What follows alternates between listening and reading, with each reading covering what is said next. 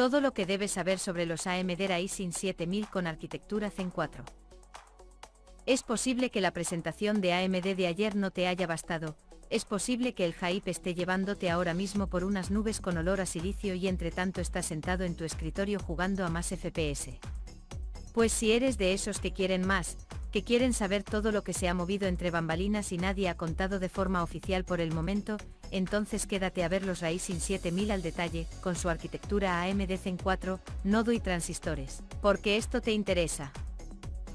Al momento de escribir este artículo no es que se haya filtrado mucha información frente a lo que se dijo ayer, pero sí que podemos tirar del hilo y recapitular todo lo dicho fuera del evento para poner un poco más de luz a estos procesadores y entender los porqués del rendimiento, al menos en parte y hasta que salga el white paper de Zen 4, donde trataremos todos los detalles en profundidad. Dicho esto, comencemos. Ryzen 7000 y su arquitectura AMD Zen 4, ¿qué sabemos de ella? Es el apartado donde más especulación hay y por lo tanto, menos datos disponibles tenemos. Ayer AMD ya deslizó lo que veníamos comentando en ciertos artículos desde hace casi 2 meses. Hay una remodelación muy importante en el frontend que dispara el rendimiento.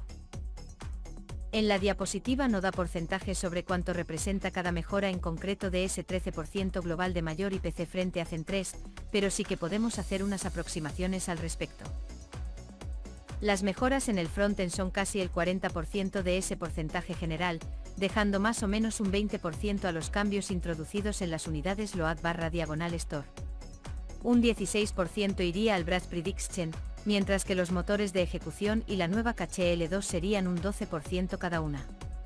Números aproximados aparte, está claro que los cambios son muy profundos y que el camino escogido es, en cuanto a arquitectura, totalmente contrario a su gran rival.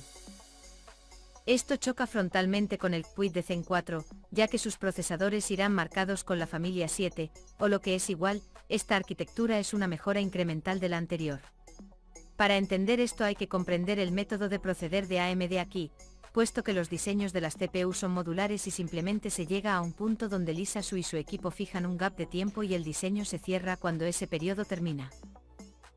Es entonces cuando se recopilan las mejoras y actualizaciones de distintas partes del procesador y según el organigrama de actualizaciones internas que tienen se intenta poner el máximo de prestaciones en una misma microarquitectura.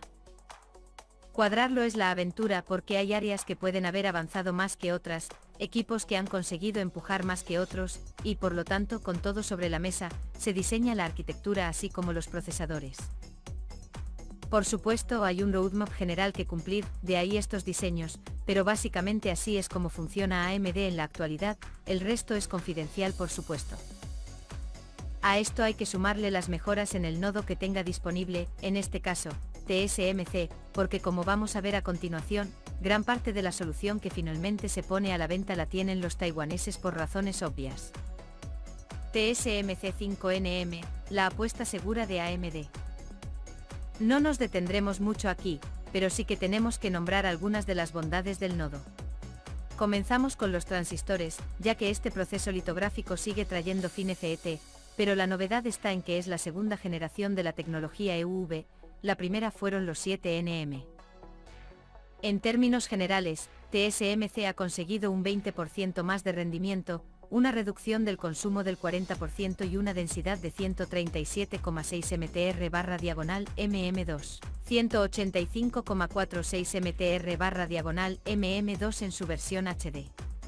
No sabemos si esta versión es la original que monta Apple en sus chips M1 y M2, porque se ha especulado mucho sobre si es la versión LV, Low Voltage, o la HP, High Performance, pero sí que sabemos que AMD monta esta última. Igualmente la controversia aquí sigue, porque hablamos de un N5, o del nuevo N5P. En principio es el primero, sobre todo mirando la hoja de ruta de AMD, ya que no parece que vayan a usar el N5P y que en cambio, pasarán directamente a los 4nm, una versión más avanzada de los actuales 5nm. Esto implica, según lo que hemos podido saber hasta ahora, que los TCD pasen de 83,736 mm2 de área a unos más óptimos 70,8 mm2, mientras que el IOD pasa de 124,94 mm2 en Zen 3 a 124,7 mm2 en Zen 4, lo cual es realmente impresionante. Hay que decir también que los mayores requerimientos de consumo y energía han requerido una serie de SMD de control mucho mayores y que por ello, los CCD ahora están unidos en su soldadura, dejando mayor espacio en el PCB para el control de energía. Entendido esto, los nuevos CCD están fabricados en el nodo N5, donde el nombre en clave ha sido denominado como Durango. Los cores, que incluyen en concreto hasta un máximo de 8, están denominados como Persephone, y cada CCD va a tener la casuística de contar con un máximo de 8 MB de L2 y 32 MB de L3. Esto da vida a las configuraciones de CPU que vimos ayer, donde usa uno o dos CCD Core Complex Die. Pues bien, cada uno de estos CCD tiene muchos más millones de transistores que los que vimos en Zen 3 gracias al nodo N5 de TSMC. En concreto, un 58% más de transistores, 6,57 billones. Esto es importante porque uno de los cambios más significativos en cuanto a área total es el de la memoria caché, que pasa de 0,5 MB a 1 MB en L2, lo cual es necesario por los cambios sufridos en el frontend para incrementar el rendimiento. ¿Por qué centrarse en el frontend en Zen 4? Pues hay varios motivos. No tenemos los datos al completo, pero sí que sabemos que los Ryzen 7000 vendrán con AVX 512. AMD va con retraso aquí y comparativamente hablando es una primera revisión de estas instrucciones vectoriales que serán usadas para muchos propósitos, entre ellos tareas de IA. El problema es que no disponen de la versión F de estas AVX 512, también llamadas AVX 512, VP2 Intersect. Estas instrucciones fueron añadidas en la arquitectura Intel Tiger Lake y por lo tanto son más avanzadas que las que implementa AMD en Zen 4, pero igualmente y aunque no sean esta variante, los de Lisa Su las necesitan para acelerar las intersecciones entre matrices y registros de máscara. En cambio, no se han variado la ruta de datos de 256 bits que llegó en Zen 3, así que para hacerlo posible se tiene que reestructurar gran parte del frontend con una única misión: intentar no salir a las cachés y mejorar la eficiencia, sobre todo al usar AVX 512. ¿Cuál es el problema? Que tienes que incrementar en primer lugar la caché de microoperaciones, microop, de 4K que tenía AMD a 6K 675K para ser exactos, es decir, se incrementa un 50%. Sorprendentemente, el aumento de esta caché para microop implica que la traducción de instrucciones complejas en microoperaciones internas más simples requiere un menor coste de energía que lanzarlas a la L1 y esta caché es un 50% inferior en tamaño, puesto que antes en Zen 3 eran iguales, o L1D. ¿Por qué? ¿Qué consigue AMD con esto? Mejorar las operaciones de búsqueda y codificación en la arquitectura, lo que reduce la latencia general, que no individual como veremos más adelante, el consumo de energía comentado y mejorar el IPC en mayor o menor medida. Por ello, también se necesitan implementar cambios en las unidades de carga y descarga, branch prediction y por supuesto, los motores de ejecución para dar salida a las instrucciones y datos ya trabajados. Por eso, la L2 pese a duplicar su tamaño tiene muy poco impacto en el aumento del IPC general del 13%. En cambio, en los juegos este impacto sí que será notable por la cantidad de información a tratar para la tarjeta gráfica, así que el balance de rendimiento tenía que tener esta mejora en la L2, algo que Intel también ha hecho por motivos muy similares. ¿No tiene nada negativo la arquitectura AMD Zen 4? Lo cierto es que sí. La L1 y L1D se mantienen sin cambios, la L2 aumenta de 512 KB a 1 MB, la L3 se mantiene en 4 MB, pero las latencias no son iguales.